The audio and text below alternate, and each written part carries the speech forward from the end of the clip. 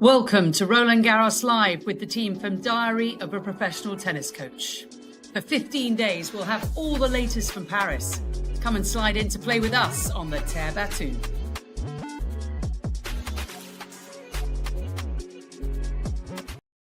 Well, hello everyone, and a warm welcome back to Roland Garros Live on Diary of a Professional Tennis Coach. Delighted to have you alongside. And my guest today, the one and only Nick McCarville, supremo of just about anything. I don't think there's anything that Nick cannot do. And we're also going to be joined by Serbia's leading tennis journalist, Vuk Brajovic. Perfect timing, Vuk. We are going live around the world on YouTube. We've been getting about 10,000 listeners per episode in some way, shape or form. So I think people are quite enjoying what we're producing here. Thanks to my guests very much, Nick and Vuk. We're going to talk about women's semi-final day. We're also going to look forward to men's semi-final day. And Vuk, let's start with you because Novak Djokovic will be in contention. He will be after a fourth Roland Garros title. He will be after major number 25. And I think there's been a few cynics, especially this year with Novak, but you have stayed constant throughout. You have stayed very positive, and that win over Zverev was something quite special. Great to be back. Lovely company, and of course, a most encouraging topic. So yes, well, not a lot of people have trusted that Novak will go this far, but actually, when he won the Olympics last year, we had a brief exchange before the Davis Cup match, Serbia versus Greece, when I told him, Novak, by winning the gold, you've probably shown everybody by now that, you can do whatever comes to your mind and whenever you set your mind to it. Surely he was modest. He didn't go that far to confirm what has been just said, but actually, when action speaks louder than words, then this is, of course, one of such situations. We see that really Novak can be omnipotent when he decides to be so.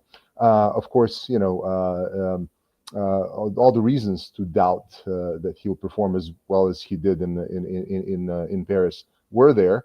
They were slightly assuaged by him winning the 100th ATP title in Geneva, which seemed like a good strategic move from the standpoint of alleviating his shoulders from another statistical burden and another imperative. But I think that he seems to be well poised to at least play another amazing match tomorrow night against Jannik.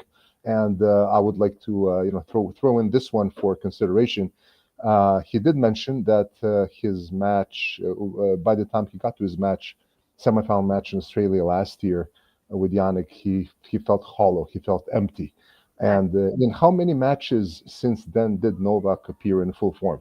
Not many. So I would say that, this has been longer coming, that he's been preparing for this moment. He is, I would say, intentionally skipped Rome in order to be ready when it counts the most. And, let's see how tomorrow night goes. Nick, the record for Novak, even though he was struggling, wasn't he, a little bit, relatively, until Geneva when he won the title, his 100th, as Vuk rightly said. But it's 21-7 overall. Here at the French Open, he's beaten Mackenzie McDonald, Moutet, Misolic, Norrie, and then, of course, Zverev, the only set he's lost. What have you made of his form so far? Yeah, I mean, first of all, pleasure to be with you guys. And Vuk, it's interesting, you lay out sort of the Novak pathway and it's strategic, right? I mean, he has stated in the last few years, Candy, that these are the tournaments. These are the mountaintops. He won Olympic gold here. And he said, I think after his first round match, that he was so enjoying being back in the place of the Olympics, which was just so special, I think, last year. But Candy, I've been very intrigued by the way that he has slowly built into this tournament. Sometimes any player can go through peaks and valleys, but watching snippets, I did not watch the full match against Zverev last night, but the way that he was able to, as he's done many times, be that python snake around the neck of his opponent. And, Zverev is a, multi-time slam finalist. He's one of the guys that has been right there. So I've been really impressed at his progression. And Vuk, I think it, pays off the fact that he skipped Rome and played Geneva. He gets that 100 off of his back. And I think on the other side, now you look at it one match at a time. Jannik Sinner hasn't truly, now he's been playing sensational tennis, but he has not really been fully tested over 5 sets since he's made his comeback from his doping suspension. So, and who better to test him than Novak Djokovic? So it's going to be a fascinating matchup tomorrow night. Totally. Luke, what have you got from Novak in the press conference when he's been asked about Jannik Sinner? Well, kudos, of course, and chosen words of praise.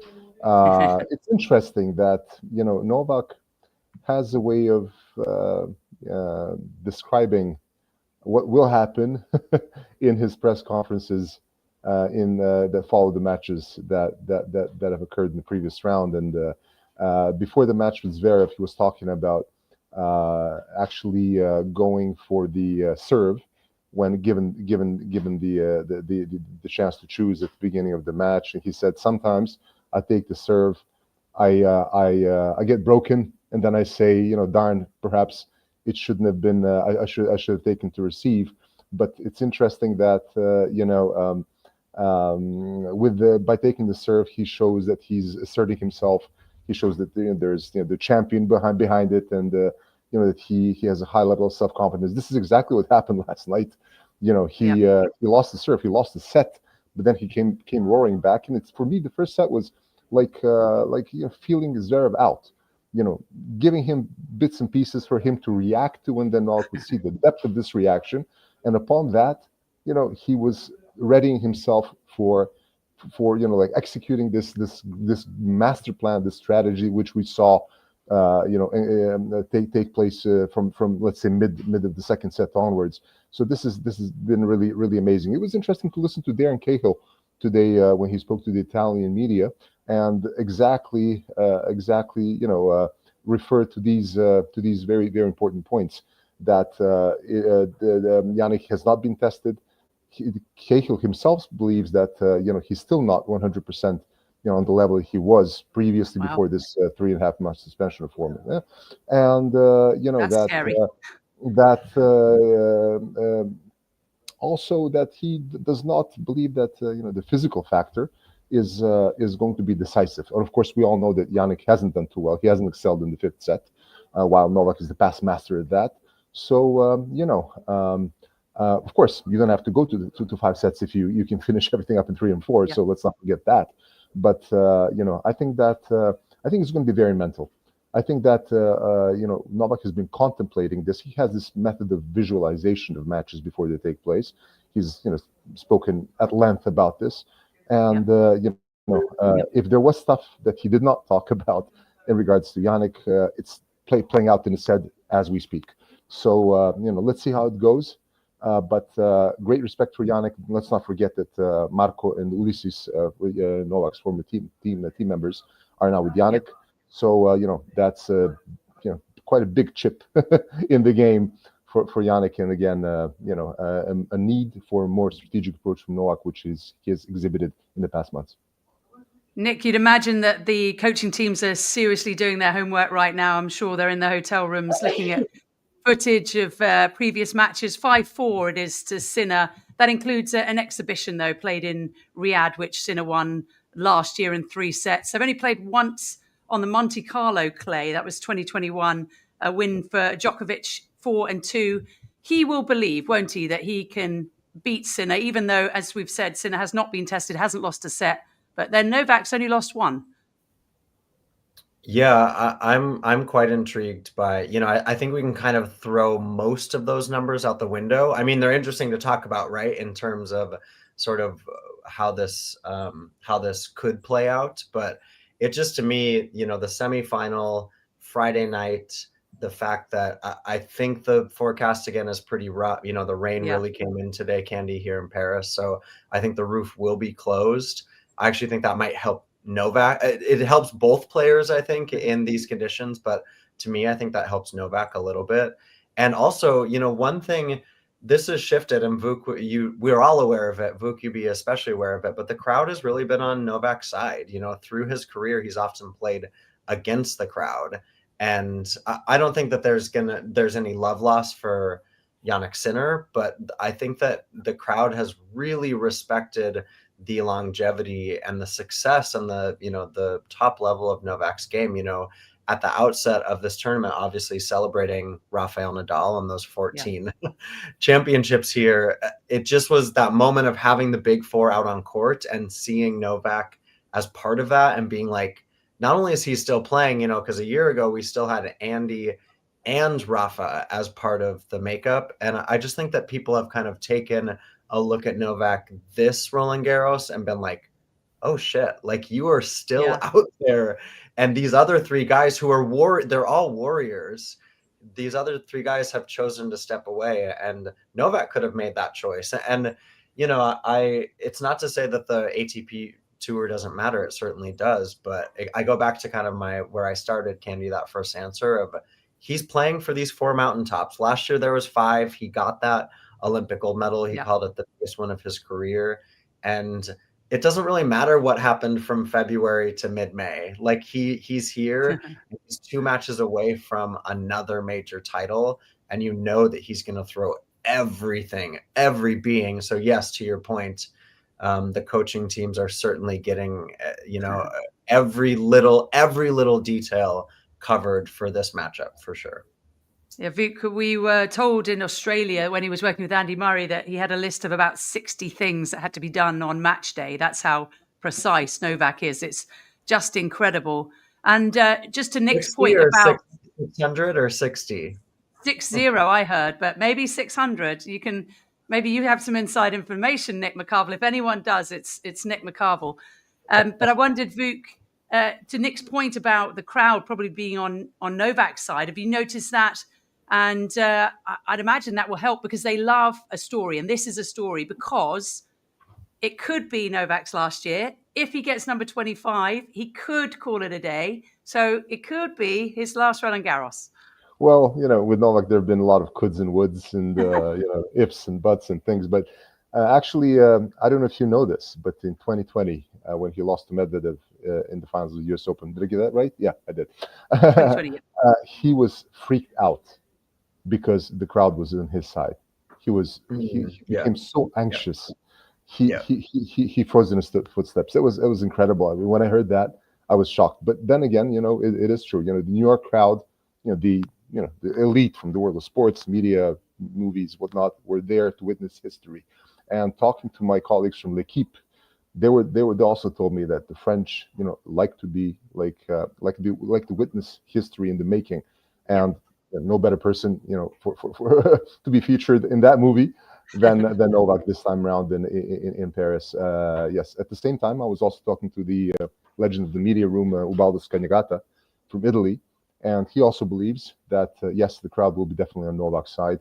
And he even said that there are also a couple of Italian media that would like Novak to win, which again really proves the point. It really proves the point that Novak has surpassed the traditional rivalries. He's really, as Nick said, the walking legend among on these courts currently. And he also mentioned very interestingly that he does not feel like quitting anytime soon, and he actually came up with the quote of 2 years that he wants to play for 2 more years at the press conference, Serbian press conference yesterday. So, let's see. And if that means 2027, LA is just around the corner in 2028. So, there goes Novak, pitching for another gold, maybe in doubles, maybe with his son. Who knows? And he did, that would be some story. But he did say, didn't he, after winning Philippe Chatrier last year, when he was sobbing into his hands, having won Olympic gold for Serbia, that he wanted to play the next Summer Olympics, which is just mind blowing. Yeah, well, look, they were doing a very thorough analysis of the state of his body a few years back, and it turned out that according to those figures, he was like over 10 years younger in the body than he really is in the calendar. So. I wouldn't discount that. Well, look at Bob. Bob is doing very well. We also have a lot of other players who've been in their 40s and back in the years, of course, with Fitzgerald, I believe, and others. They've done quite well. So here comes Novak to bring in the Here old. comes Novak. That's brilliant. Vuk, I believe you have to go. Yeah, I can stay a few more minutes. Okay, perfect. Well, I'd love to know from you, Nick, because of course, not only does Novak have to beat Jannik Sinner, he's also maybe got to beat Carlos Alcaraz in the final. Of course, it could be Lorenzo Musetti, but those two are the best and the biggest players right now, aren't they? So the challenge is going to be tough. Yeah, I mean, it's a throwback to, a previous era of Andy, Stan, Roger, Novak, Rafa. Of you have to go through the biggest and the best to win a major. And I think the Musetti test is going to be very tough for Carlos Alcaraz, actually. We talk about this matchup, obviously, with Sinner and Djokovic, but I think that Musetti really has... He really has come in as one of the three best clay court players this season. And here he is in the semifinals. Let's also not forget that he won a medal at the Olympics last year as well. So, you look at that, you just put that up, Candy, 6-1 the head-to-head for Alcaraz. But I think I give Musetti every opportunity, especially if he's able to steal something like a first set from Alcaraz. I was the other night, we covered the sort of the whitewashing of Tommy Paul by Carlos Alcaraz. It was just incredible tennis from Tommy was hampered in that match physically, but the way that Carlos Alcaraz has played is Jannik and Carlos have now entered into that space, Candy, where they are big match players. They are able to step onto center stage at night, at day, whatever. They're not intimidated by the fact that they are the headline act. They want to be the headline act. So when you loop it back to Novak, I mean, the mountain feels steep and slippery with the fact that you've got Sinner in front of you, and then most likely potentially Alcaraz. Now, Musetti would offer a huge challenge for Novak in the final as well. Let's not discount him. But I've also just been really excited too for men's tennis that these young stars, because they're still young men, both of them under 25, have really settled into their role as being the top dogs. And we saw that today also on the women's side from Sabalenka and Goff. They're settling into their roles of they want to be the headlines. They want to be in these big matches on the big stages. Right. Yeah, it's a good point, Vuk, isn't it? That we've seen the likes of Federer, Nadal, and Novak and Andy as well. And they're just so good. They never really lost matches that they shouldn't. And that is the same, isn't it, now for Sinner, who's lost just one match already this season, and for Alcaraz as well. And I think Jannik actually conceded only 36 games in his 5 matches here in Paris. That is mad. It's incredible. And, it's I think it's also heartwarming to the Big Four to see that, the disciples of the game that that are picking up where they left off are so good so early, so thorough in their success. I'm also thrilled and impressed, and it's an interesting triangle, Novak, Sinner, and Alcaraz, where in the recent matches Novak has shown dominance in the big matches against Carlos. Then Carlos has done the same with Jannik, and then to close in the circle of the triangle, Jannik has been better than Novak in the major matches in the past year and a half. So an interesting triangle. But then again, I think that what could be the decisive factor there is what Jannik and Carlos still do not have, and this is this vast experience of Novak. And I did see matches of Carlos, for example, Paris Masters, losing to Humbert. Carlos was nowhere. He what I fear for tomorrow.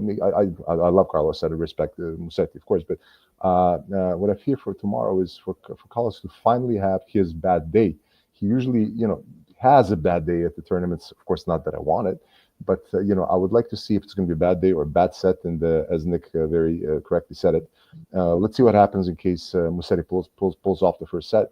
It could be a game changer there. So and very this matchup in the semis is really it's pure gold. So we really cannot wait for for the day to begin here, although it's raining cats and dogs outside. And this hollow roof will, only do partial service. Yeah. All right, Vuk, you've been amazing. Thank you for coming on and talking about Novak Djokovic. As soon as Novak won, we had to get you back on again. So thank you very much. You got it. Bye, Nick. Bye. Thanks, Vuk. All right, Nick, you're all mine. Let's before we go on to the women's, let's talk Jannik Sinner because he's just been astonishing, hasn't he? He's hardly lost games, let alone any sets at all. He's come back from the doping ban like he never left, perhaps even stronger and even better. What have you made of him so far? Oh, I mean, it's just felt imperious, hasn't it? The way that, not just the fact that he has been winning these matches, but the way that he's been winning them. And, I mean, it's very Sasha Bublik things to put out that tweet of, I almost had him, guys, when he won 6 games. That was so brilliant. Yeah, seven games, I think. But yeah. And Bublik was coming off of what he described as the biggest win of his life, beating Jack Draper and playing Candy sensational tennis against Jack Draper. I mean, Jack was someone that certainly wasn't, a favorite, but was in the mix in terms of being a dark horse that could really challenge. And, he's won a Masters 1000 this year. But Sinner has just felt, he's talked about having added to his physicality, getting a little bit stronger and thicker through the body, which it doesn't look like that's really impacted his speed. Maybe we'll see that, on the grass or the hard courts where he's got a little less time. The clay is maybe hiding if he has lost any speed. Yeah. But I just, anytime there's a Jannik match and, I've been able to watch bits and pieces of them here, it just looks like he is in full command. And I think there's, Jannik has been put through and has experienced something that a lot of athletes never, wish to go through. And obviously it's been a situation that he's had to face with this doping ban. And that is, of partly his doing. So he has to take that responsibility. But I think that there's been a astronomical hunger that has developed within him to come back, like you say, even better than before. And he's not a person or a personality to really speak about himself in those ways. I think he's kind of let his tennis do the talking more than anything else. Definitely. But yeah, I think that, the way that, and the draw has been kinder to him than it could have been. But I think that it's going to be really the ultimate test against Novak. And then obviously, should he get Carlos in the final or Musetti, this is where he gets the true test the next 4 days. Yeah, just to run down his results, he's beaten Artur Rinderknech, who got 12 games. That was the best so far. Then Gasquet got 7.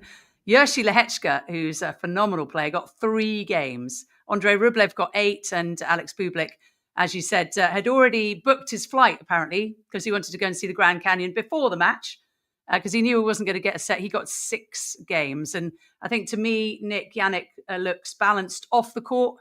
Comes from, it seems, a very solid family, but he looks so balanced on it, doesn't he? When he's on the stretch, well, he's not on the stretch. He's in position like he's playing Pong on a video game, to me. He's just got the best movement and the best balance I think I've ever seen in my life. So just incredible. And we know the semi-final matchups. It'll be Sinner against Novak Djokovic and Carlos Alcaraz against Lorenzo Musetti. Let's touch quickly on Lorenzo. Sorry, one thing I just want to, if I can jump in there, is that the curiosity to me is, you mentioned the Rinderknech first round of the guy who's gotten the most games off of Sinner. And this is where the true test to me comes is in the semis against Novak. And then no matter who he faces, I think we can agree that Alcaraz would be the tougher out in the final. That's fair to say. But he, in a certain sense, had a built-in preseason with this doping suspension that it was not all targeted, but I think a lot of it was targeted towards this month of comeback in Rome. And then he had the week in Rome that he did, and he got blown out in that final against Carlos Alcaraz. Let's be honest there, especially in that second set. But it was almost a good thing. And so just to come in with that preseason on the clay and then have that week in Rome, to get the reception from the Italian fans, obviously at home, to meet the Pope, to like Yeah. to have all of this lead in, it not that it's gone perfectly. We don't know all the things that go on behind the scenes, obviously, with athletes and the day in and day out, but it really has set him up well to meet the tests Yeah. that he will face on tomorrow evening and potentially on Sunday. Yeah, it's such a good point. And we've had a few guests, including like Brian Shelton, who said a lot of the field are looking pretty tired at this point, where Yannick Sinner's had that 3 months off. He's 17-1. He looks like a man who can probably just bull through the next 6 months on the tennis circuit. All right, let's turn our attention to the women because, that's only right. They played semi-final matchups today. The first match of the day, Aryna Sabalenka versus Iga Swiatek. Swiatek, Nick, on a 26-match winning run right here in Roland Garros. But she is not going through to the finals. Sabalenka is, and she played an unbelievable third set. Yeah, she really did. I mean, the first two sets were just what we hoped for. A great contest. Sabalenka jumped out to that 4-1 lead. Swiatek got it back. It didn't feel like she was even engaged in those first 20 minutes or so. That first set rightly went to a tiebreak. And then Iga, left court after she didn't really put in any sort of performance in that tiebreak, came back, wins that second set. And then I think she just hit a complete wall. Not to take away from Sabalenka. Sabalenka geared up as Iga geared down. And it just felt like, again, it felt like she ran into this mental and physical space where there had been so much talk about her form coming in for Swiatek. Was she a ghost of her former self? Did it matter that she had this 26-match win streak, obviously, at Roland Garros? But then she beautifully passed that test from Rybakina in, what was that, the fourth round? Yes, fourth round, I believe. Yeah, and then is able to make the semifinals. But I just think all those little things, it can taketh away. And I think it really took away from what the overall goal was, which was to win Roland Garros for a fifth time, which would be crazy. And so, and I think Sabalenka sort of had that perfect lead up. We talk about it for Sinner. She lost not early, but she didn't win Rome. She didn't make the final. I think that was a quarterfinal loss to Zheng Qinwen. And that was almost the perfect rest that she needed. And so you just had these two sort of ships passing where it felt like Sabalenka was going up and Iga just couldn't bring her best tennis in that third set. And Sabalenka, man, I mean, what a gamer. She's really, don't you think though, Candy, she's just developed herself. It's so easy to say she's powerful, she's aggressive, she's intense. Like, yeah, okay, but she's added so many elements to her game. There's the mentality. She didn't freak out when she dropped that second set. And I just think that is all the experience now. She's older. She's 27 now. Sabalenka doesn't like to talk about her age, but her age is helping her in that way. Because I remember the only time they had met at a major, Candy, was 2022 US Open semifinals. Yeah, that's right. And I think this is right. Sabalenka led that third set by a break, 4-2. And she panicked. She couldn't finish the match, and Iga roared through, I believe, either the last 3 or 4 games, makes the final, wins the title. And, that loss, Sabalenka's had some really tough losses at the majors, and that was one of them. And she's learned from all of them. People love the off court, they love the personality and the humor, and, Aryna being always game for anything. But she's learned through everything. So I just thought all of that was on display. I'd be curious your thoughts on what really happened in that third set. But I think Iga just kind of, hit that wall, and Sabalenka exploded through it. She hit 0 unforced errors, Sabalenka, in that final in the set. third? 0, yeah. And that, I think you're right. I think Iga just ran out of steam, and she'd had the slightly tougher run up. There's a lot of talk about her winning number 5, 4 straight, the 26-match run. And Sabalenka's not intimidated. We've actually got a quote from Aryna Sabalenka here saying about Iga, she's the toughest opponent, especially on the clay. I'm proud that I was able to get this win. It was a tough match, a streaky match, but I managed somehow. I'm super proud right now. And I totally agree with you, Nick. I think she's added so much to her game. She hits the drop shot, doesn't she? She's always learning, trying to get better. She's not happy where she is. She's just an incredible competitor. She said she wants to be here until the final day. It turns out she's going to do it. And she's another one that very rarely loses to players she shouldn't. And you're right as well about the Zheng Qinwen Rome match. She said, actually, that was a blessing in disguise because it meant that I could prepare for Roland Garros a little bit earlier. This is another quote from Sabalenka about the Iga match. I'm glad I found my serve in the third set. It was a bit easier with the serve. 6-love. What can I say? It couldn't be more perfect than that. So she's such a great personality, I think, Nick, for the game. Obviously, coming from Belarus, it's a little bit of a hindrance given what's going on. But she's just got extraordinary personality. She's got new teeth. She's got a love for everything, including winning. We like her. We do like her a lot. Well, you know, my role here at Roland Garros, I've been hosting this show. It's called From Paris with Clay. And people think my name is Clay Candy. The Clay is obviously the Terra Batu.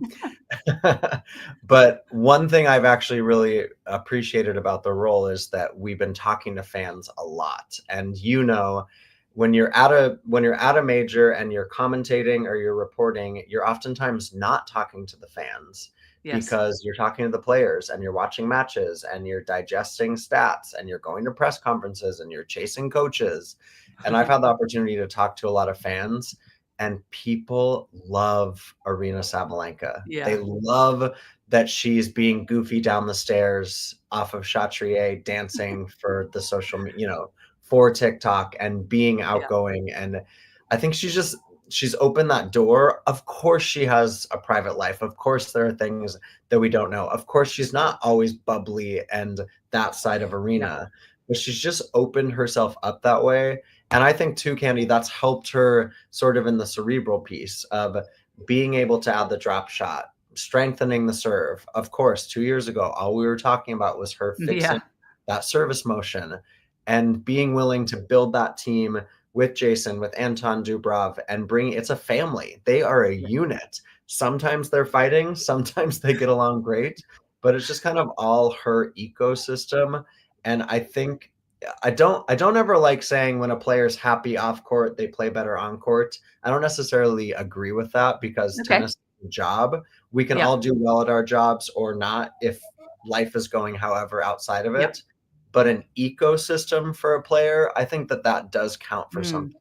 And she set up an ecosystem that is true to who she is. And that has allowed her to play the tennis that is true and best for her.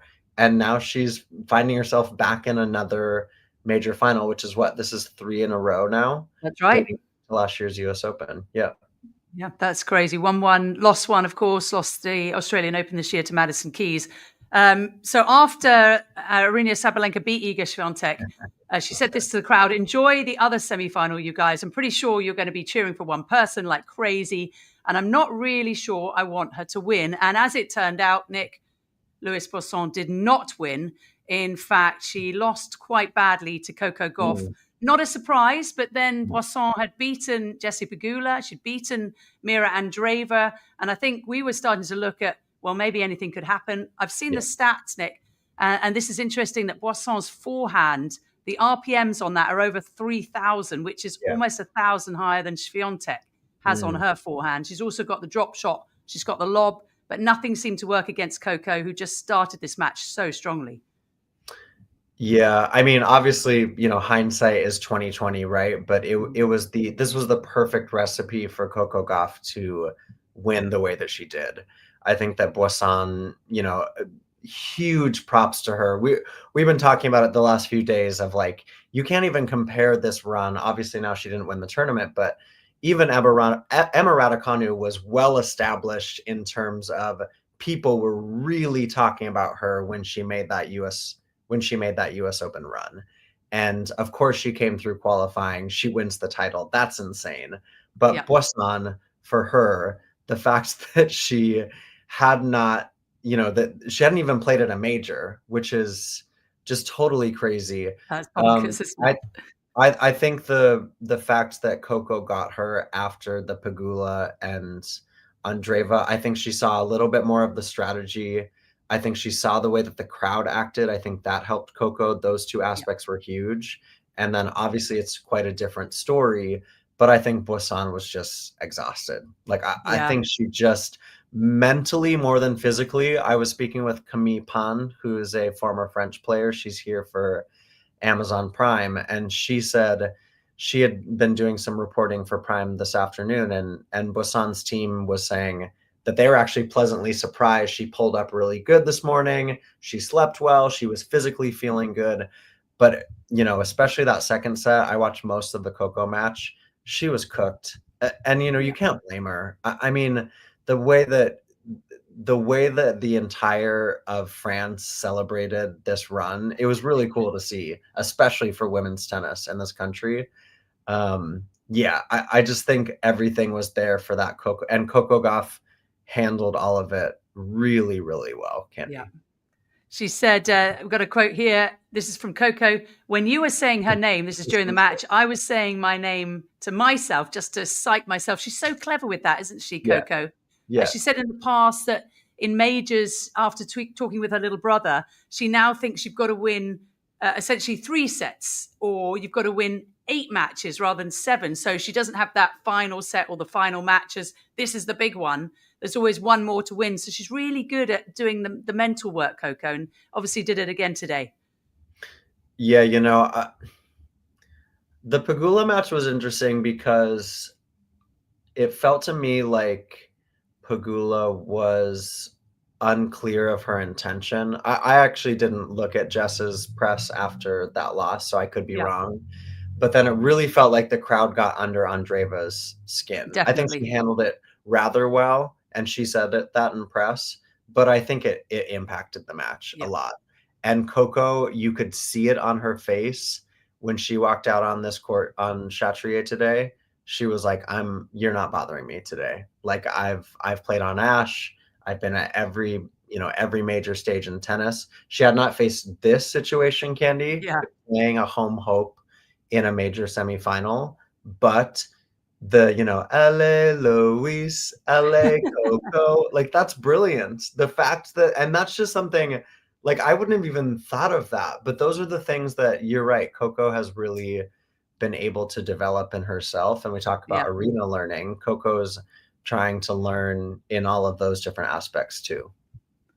So we've got Coco Gauff versus Aryna Sabalenka. We're going to have a first-time champion, aren't we? Because Coco Gauff is playing in her second Roland Garros final. She lost to Iga Swiatek pretty badly here 3 years ago. Sabalenka in her first Roland Garros final. 5-5 in the head-to-head. Nick, last question for you because I know you've got to run. They've met in Madrid already this year. Sabalenka won that one 3-6. Do you have a feeling as to the way it's going to go? Well, I'm always true to my picks, Candy, and I picked Coco Gauff from the jump. Okay. I will say that I think, well, I know that Sabalenka's been the better player this tournament. She's been more solid, Sabalenka has, in terms of her form and the way that she's been able to perform on court. That quarterfinal win for Coco Gauff against Madison Keys was scratchy, but that's what Coco Gauff is able to do at times. It's not about, who cares about winners and unforced errors and double fault counts and all of these things that we love to dive into. It's about a W or an L next to your name and how you fought for it. And I think back to, I was the court announcer on Grandstand at the US Open the year that it was Coco versus Amanda Anisimova in the junior girls final. Yeah. And I remember a few people kind of talking about Coco in that final, and people were just like, yeah, they're calling her, the next big thing, or, both these girls. But really the discussion, even at that point, was how tough she was mentally, her competitiveness. Obviously you can help an athlete develop that, but I love that about Coco. And even this tournament, right? The forehand at times has looked chaotic, but we've now learned that that's just part of it. It'll come and it'll go. What's the double fault doing? The Madison Keys match, who cares? There's a W next to her name. She made the next round. So all of that said, I do think that Sabalenka has been in better tennis form. I will be curious to see how Sabalenka handles now another major final where, you know, she haunted a little bit by the way that Maddie Keys was able to play against her in Australia. Yeah, but how amazing is this? I'd be curious to know your pick and your thoughts too, because for women's tennis, this is really cool. Number one, number two, these are two superstars. I mean, for the American market, for TNT having the new broadcast partner for the French Open, that is huge for people in the States. A kind of a whole different audience, or a whole different sort of scope of audience on TNT, HBO Max, all of those platforms. You're going to get some folks who don't really watch tennis and are going to be like, oh, Coco Gauff, I've heard of her. So I think that's really cool. Yeah. I've said it before and I'll say it again. I think Coco is the most important player for the WTA Tour.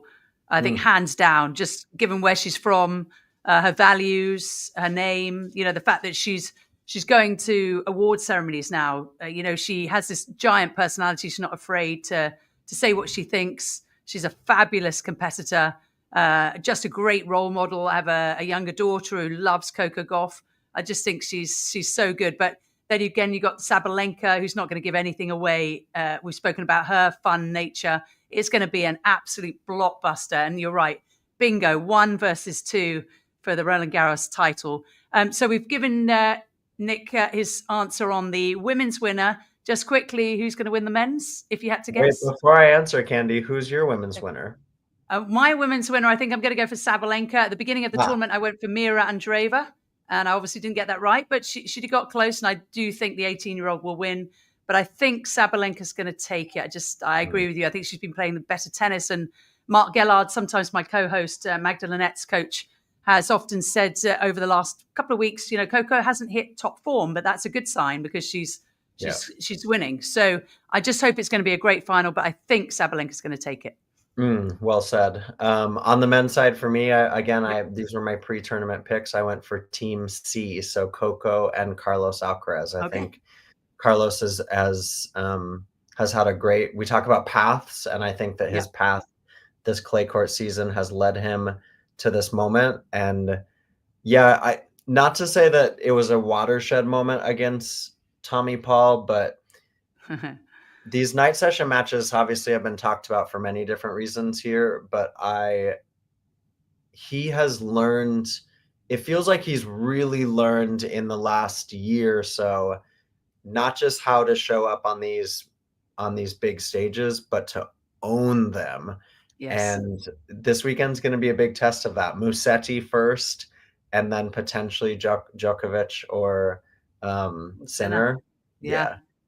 Brilliant. I mean, it's brilliant. And I think the same on the men's side, that Carlos Alcaraz right now is the most important person for tennis. So we're going to have some great finals regardless of the result. Just a quick comment from Matthew. He says, Musetti carrying the flag for the single-handed backhand. Really hope he performs better than he did in his first major semifinal. So he will. I think he's going to show up tomorrow. Now, what does that mean for the match? I think he's going to be there. Yeah, for sure. Okay. That's all we can hope for. It's going to be a cracking semi-final day on the men's side. Nick McCarville, you have been sensational. Thank you so much for coming on. Thanks, Candy. Thank you. And thank you all for listening and watching. This is Roland Garros Live, and we'll be back in less than 24 hours' time to do it all again. Thank you for watching Diary of a Professional Tennis Coach. Please like, subscribe, and share, and we'll be back soon with another great episode.